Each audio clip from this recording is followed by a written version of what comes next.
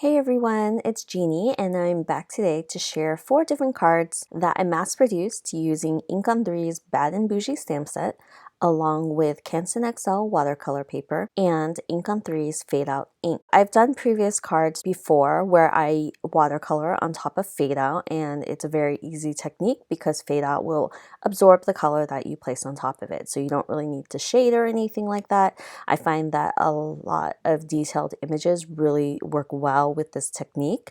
And although I could have done the same here and watercolored these lips, I thought that why not create tone-on-tone backgrounds for my cards. So I stamped and covered the background panel with a ton of these little lips from the Bad and Bougie stamp set, and I used my Misti because I wanted to create 4 different panels and ink them up with different colors. My first panel is using Sweet Petunia Pink, and I am going heavy on the edges and then going lighter into the middle. So I'm going to cover up the entire card panel with this color, and I'll just have kind of an ombre effect, darker on the edges and lighter in the middle. But as you can see, all the areas where I had stamped Fade Out is picking up and absorbing the color.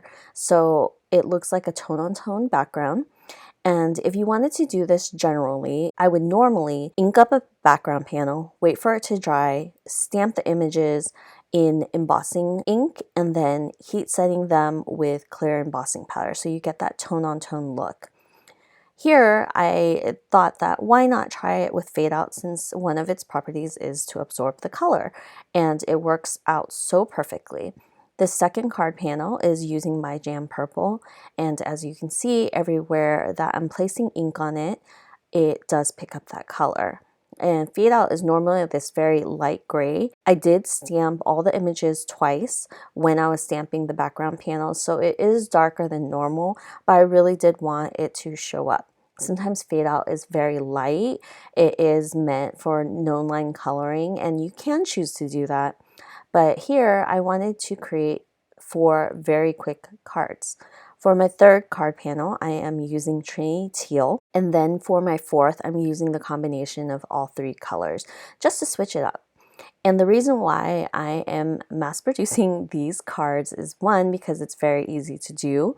So I'll end up with 4 cards at the end of this video. And also, after the holidays and after a couple of my card donations, I've realized that I'm running low on cards, which I never thought was going to be possible because I've made and accumulated so many cards and I don't really know what I do with them. I do send them out, I just don't do it frequently. And now, after I've given some away as gifts over the holidays, and I did a huge card donation for a couple of companies, I am just low on cards, and I thought that it'd be fun to mass produce. I've also been in kind of a creative slump for the past month and a half or so, so I haven't been really motivated to make very many cards. And I'm realizing that while I've lost that kind of motivation to make these cards, I don't mind making a bunch of cards when I thought of an idea to do. And so this is one of the ideas I had thought up, and I thought it was perfect for mass production, and it's really easy to do. So I'm going to go back to all my card panels, and I really wanted to darken up the edges a little bit. I am using Paint It Black Atelier ink, and this is a color that's not like super black. It's almost a little bit brown, but it works just to darken up the edge colors and makes it look a little bit more grungy, which I kind of like. It adds a little bit more interest. So I sped up that process, and I'm just showing you the 4 panels that I ended up with. And in the Bad and Bougie stamp set, there is a coordinating die. And that coordinating die has a few large sentiments, and one of them is the Kisses die cut. So I took a piece of black cardstock and cut out the Kisses sentiment 4 times.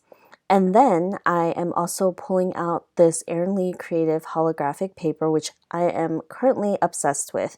It's so pretty. So I also cut that out because I'm going to be layering it on top of each other, and it will kind of create a shadow effect. For the additional sentiment, I pulled out the sending word And I am stamping with Juicy ink and heat embossing with Artic White, and I did it 4 times since I have 4 cards. So once I had that ready, I just went ahead and trimmed everything down to a small strip, and I'm going to go ahead and assemble these cards. So I die cut the words kisses twice because I wanted to place them on top of each other. And I just wanted that interest because I really wanted to use the holographic paper. It is so pretty. Like when it hits the light in different angles, it just changes colors and is super gorgeous. So I added the sentiment to all 4 cards in the same place, right in the middle. Some are a little bit more left, some are a little bit more right, but it doesn't matter. It looks fine. And I decided to go in to add these bubble blower embellishments from Trinity Stamps, and it kind of just picks up the color that's underneath it.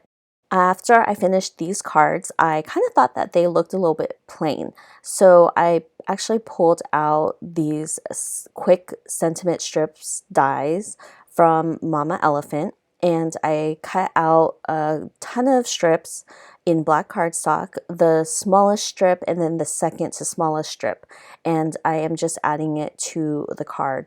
So you'll notice that I have washi taped a strip down on my glass mat, and I'm kind of using it as a placeholder so I am able to apply the sentiment strip evenly. And so I'll just run a line of glue and I'll use that sentiment strip just to make sure that I am placing the strip down straight. So I will put 1 strip on top of the card and 2 different size strips at the bottom of the card. And I thought that that really just added an additional interest to the card itself. And I thought that it didn't look as plain with those strips compared to what it looked prior. So once I'm done adding the strips, I'll just trim it off. And I did this to all 4 card panels, and I ended up with 4 different cards in the end. So I kind of really like the combination of the 3 colors, and I liked all the colors, honestly, but I thought that was the prettiest. So that's it for today's card. It was quick and easy and the perfect card for mass production. And I hope you liked today's cards, and I will see you guys next time with another video. Bye!